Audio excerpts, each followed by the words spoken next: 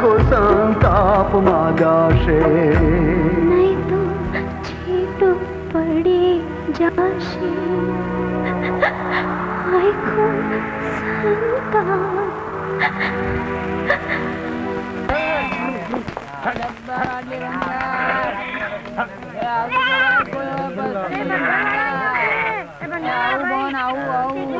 હજી મોડું નથી થયું? આ ચા ઠરી જશે, જલ્દી કરો. હું મંદિરે દર્શન કરીને આવું છું. શ્રદ્ધા અને ભક્તિ તો ભગવાને સ્ત્રીઓમાં જ ભરી છે. જાઓ, પધારો. ગિરધર પટેલ તમારું જ નામ કે? હા, કેમ? લો, આ કવર અમેરિકાથી આવ્યું છે. અમેરિકાથી? હા,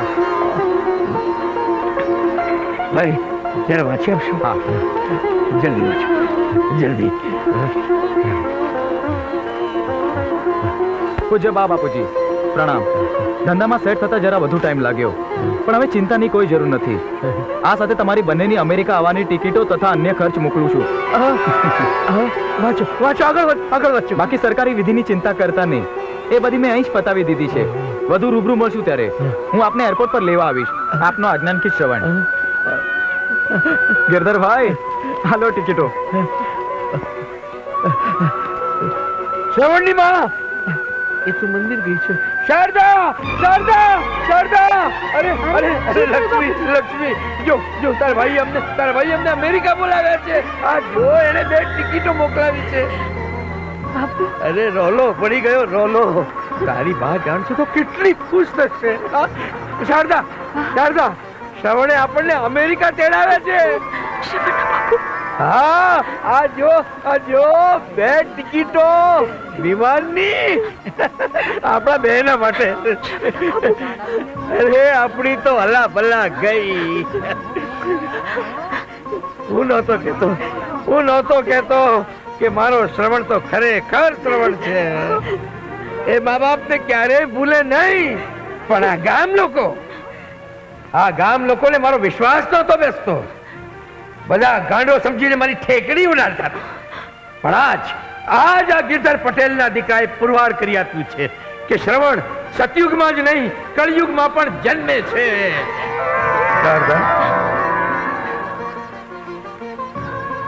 સડકો પર લારી તો બહુ ખેંચી, પણ આજ જયારે દીકરા શ્રવણે પ્રેમથી તેડાવે છે તો ચાલ આકાશમાં ઉડવા.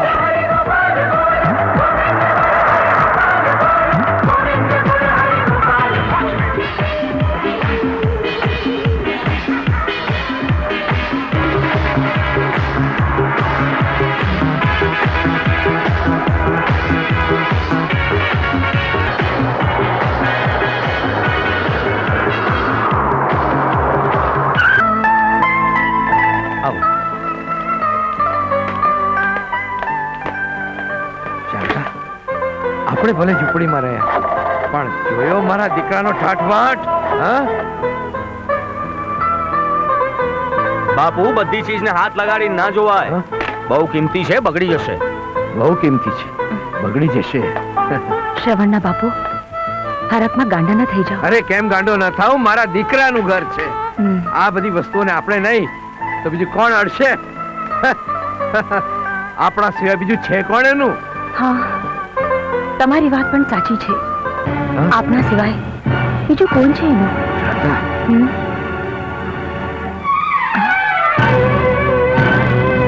દીકરા શ્રવણ, આ ફોટામાં તારી સાથે કોણ છે? આઈ એમ સોરી મમ્મી, તને કહેવાનું જ ભૂલી ગયો.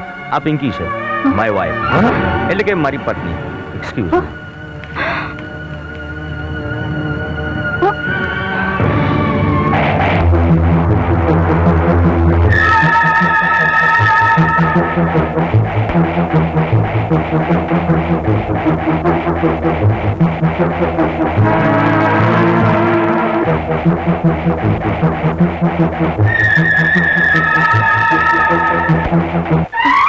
દીકરા, તે લગ્ન કરી લીધા અને તારા મા બાપની જાણ પણ ના કરી? કમ ઓન, અહીંયા કામકાજમાંથી સમય જ મળતો નથી. ડેડી, સોરી બાપુજી, તમે તો જાણતા જ હશો કે અહીંયાની લાઈફ કેટલી બિઝી છે. અહીંયા કોઈને મરવાનો સમય ક્યાં છે? એટલે તો મેં ટિકિટ મોકલાવીને તમને સામેથી બોલાવી લીધા.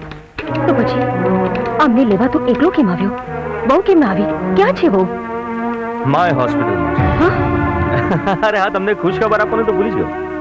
પિંકીને એટલે કે તમારી વહુને દીકરો જન્મ્યો છે. તમે બંને દાદા દાદી બની ગયા છો. ઓકે? વાહ દીકરા વાહ, તું પણ ખરો જાદુગર નીકળ્યો. મદારી એક પછી એક પોતાના પિટારામાંથી ખેલ કાઢતો જાય એમ ખુશીઓ કાઢી કાઢી મા બાપના કાળજે ઠાલવવા માંડ્યો. પણ બસ બેટા, હવે વધુ ખુશીઓ નહીં કાઢતો, નહીતર હરખેલું હૈયું એનો ભાર ઝીલી દઈશ. જોયું શારદા, દીકરાને એમ હશે કે એક સામટી બધી ખુશીઓ મા બાપને મોકલાવી દઈશ તો મજા નહીં આવે. એના કરતા એમને અહીંયા પરદેશ બોલાવી એક સામટી અચાનક ખુશીઓના વરસાદથી નવરાવી દઈશ. એટલે એમના કોઈ અબરખા બાકી ન રહે. સાસુ સસરા બનવાના, દાદા દાદી બનવાના. આખરે દીકરો કોનો? આ ગિરધર પટેલનો.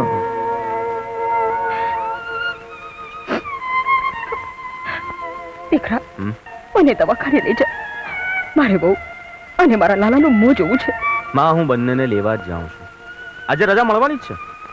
પણ તોય દીકરા, જો સાથે લઈ જાય તો? ઓહો માં, મને છે ને તારી આ જ આદત ગમતી નથી. બંને ઘરે આવે પછી મોડું જોવાનું જ છે ને. તારે આવવાની જરૂર નથી, હું જાઉં છું. શ્રવણના બાપુ, એવું લાગે છે કે દીકરો નથી રહ્યો. સૌ બદલાઈ ગયું છે. અરે એવું કઈ નથી. છોકરાઓ નાના હોય ત્યારે મા બાપની વાત માને, અને જ્યારે મા બાપ ઘરડા થાય ત્યારે છોકરાની વાત માનવી પડે. નો નો ડેડ, નોકરોને બોલાવવાની કાંઈ જરૂર નથી. ઇન્ડિયાથી સનીના મા બાપને બોલાવી લીધા છે. હા હા, અત્યારની ફ્લાઇટમાં લોકો આવતા જ હશે. યપ, યસ ડેડ, આજે જ મને હોસ્પિટલમાંથી રજા મળી ગઈ છે. Yep, okay, see you later, bye, take care, I love you dad. How are you? Darling, કેટલું મોડું થયું? I am sorry darling, flight late હતી એટલે મોડું થયું. હમણાં પપ્પા મમ્મીને ઘરે મૂકીને આવ્યો છું. ઓહ થેન્ક ગોડ, હવે મને શાંતિ થઈ. ડાર્લિંગ, ખરેખર મને ચિંતા થતી હતી. જો લોકો નહીં આવત તો આને દૂધ પીવડાવવાનું, સાફ કરવાનું, આ બધું મને ન ફાવે. Anyway, thanks a lot to you. હવે મારી બધી ચિંતા દૂર થઈ ગઈ છે. સની, પ્લીઝ આને જરા લઈ લે તો. Yes sure. ચલો જી, લેટ્સ ગો ડાર્લિંગ. વહુ ઉમરામાં જ ઊભી રહે. પહેલી વાર માં બનીને ઘરમાં આવી એટલે કંકુતી વધાવી પડે અને મારા સાત ખોટના લાલાની નજર પણ ઉતારવી પડે. Sunny, what is all this nonsense? હું આવા ઇન્ડિયન રિવાજોમાં જરાય નથી માનતી. ઓકે?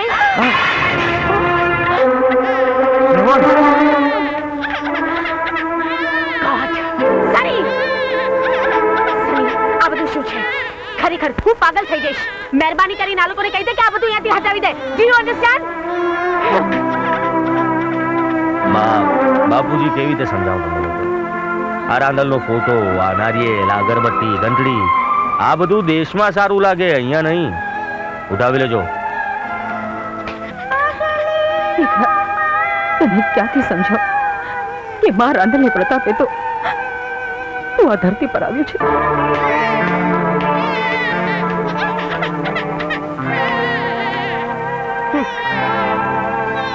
સની, આ ઓલ્ડ લેડી મને બહુ કઈને બોલાવે છે ને, મને જરાય ગમતું નથી. સમજાવી દેજે એને. અને હા, એને કહી દેજે તને દીકરો કઈને ન બોલાવે. અરે આપણી સોસાયટીમાં જો લોકોને ખબર પડશે કે આવા ગમાર છે તારા બાબા, તો આપણી કઈ વેલ્યુ નહીં રહે. એ અડવાનું નહીં. હાથ ધોયા છે કે નહીં? ગંદા હાથનું ઇન્ફેક્શન લાગશે બાળકને. એટલે ચેપ લાગશે. પણ વહુ, આ તો મારા લાલાની ગળતુંથી. એ જોશી, મેં તને બાર પણ કહું તું ને કે મને આવા ઇન્ડિયન રિવાજો જરાય ગમતા નથી. પણ બહુ માં પ્લીઝ તું તારા રૂમમાં જા ને અને વગર બોલાવે કે વગર કહે કઈ નહીં કરતી. ઓકે?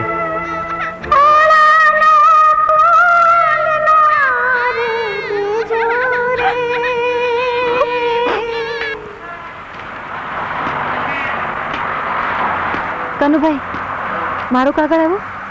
અરે લક્ષ્મીબેન, રોજ સવાર સાંજ પૂછ્યા કરો છો. કાગળ લખનાર જ જો કાગળ ન લખે તો કાગળ ક્યાંથી આવે? કાગળ આવશે એટલે જરૂર આપીશ. હો બેન?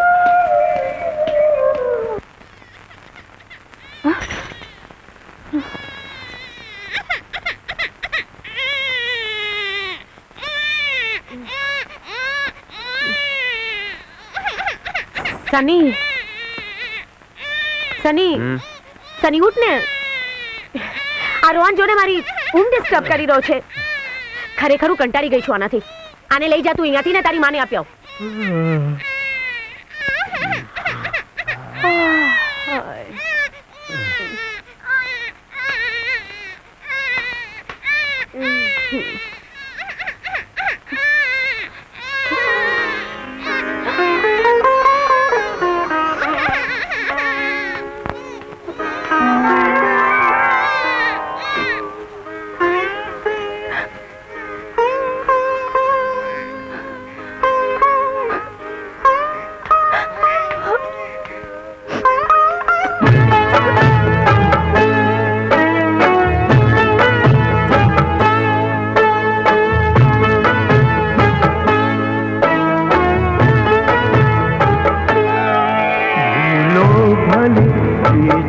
બધું મા બાપને ભૂલશો નહીં, અગણિત છે ઉપકાર એના, કદીએ વિસરશો નહીં.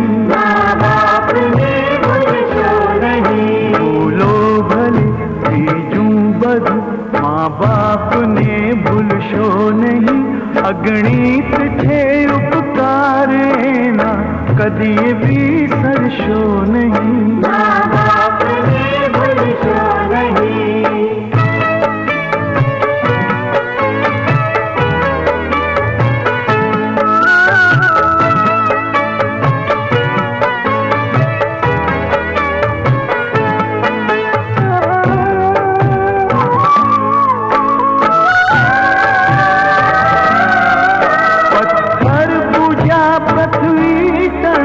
ત્યારે દીઠું તમ મુખડું,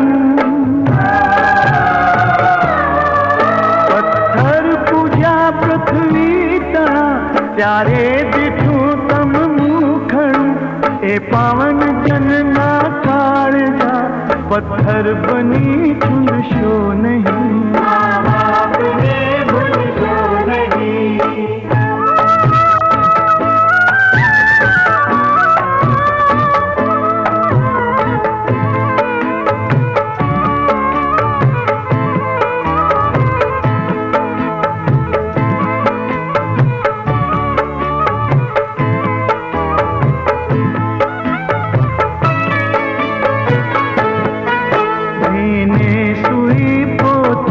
અને સુખે સુવાળ્યા આપને,